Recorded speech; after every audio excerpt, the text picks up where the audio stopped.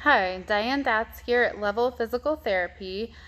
Today I wanted to show you some of my favorite exercises for neck pain. So these are particularly good if you're spending a lot of time sitting, a lot of time at a desk, and you're feeling some stiffness through the neck. And so the first one that I want to show you is a chin tuck or a cervical retraction. So this is going to target the muscles deep in the neck, and you should feel a stretch through the back of the neck. So you're just going to tuck the chin back like this, really target these muscles here in the front and try to feel a stretch through the back of the neck. So this is great for correcting that forward kind of slumped position that we tend to get in when you are sitting at the computer for long periods of time. It also is good for opening up those joint spaces where the nerves exit through and innervate the arm. So what you're going to do is just tuck straight back, and I like to describe it as, you're smelling something bad and trying to get away from that. So you're just going to tuck back, hold for about 5 seconds, try to really stretch through the back of the neck, keep the shoulders down and back, and then just relax. So I would start with a 5-second hold. Once you feel like you are comfortable with that motion, then you can start increasing your hold times, and that'll work on a little bit more endurance through these muscles. So 5 to 10-second holds back like this, keep it comfortable, and try 10 of those at a time. If you are spending a lot of time at a computer, I would suggest doing those every hour that you're working, and that does help to get out of that potentially poor posture where your shoulders start to round and the head starts to come forward. So another good one to try is, this is really helpful for working on rotation in the neck. So if you're having some stiffness there, this is a great one to try. So you're going to take a pillowcase or a towel and just drape it over the shoulders. Make sure that it doesn't get too bunchy. So drape it over the shoulders, and then you're going to cross your arms and grab onto the pillowcase. So whichever arm ends up on top, that's the direction that you're rotating towards.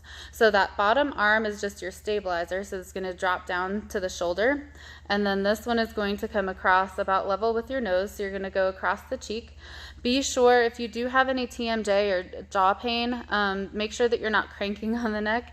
You just want to keep it well supported, so you can go up a little bit higher if it's creating any pain in the jaw. So go across about level with your nose, and then you're just going to look over to the side as far as you can, keeping that bottom hand nice and stable, and then just draw across. So this one should feel nice. It should feel like a nice supported stretch. You should not be cranking on the neck. You shouldn't be bringing it into pain. So try about 10 of those, just taking it to that end range nice and comfortably. Then when you're ready to switch sides, you just let go of the pillowcase, cross arms, and then again, whichever direction or whichever arm ends up on top, that's the direction that you go. So the third exercise, again, just working on mobility, is also with the pillowcase. So you're going to put it right at the base of your neck here, and then just gently pull forward in this direction. So the pillowcase should be about level with your nose, nice and supported. Just look up as far as you can, and bring it back to neutral. So with this one, you're trying to keep about the same amount of tension all the way through that range of motion, just like that. So I would try 10 of those at a time, and you can do these a few times throughout the day if you're sitting for long periods of time. So the last one that I'm going to show you is called the median nerve glide. So the median nerve is one of the nerves that innervates a large portion of the hand.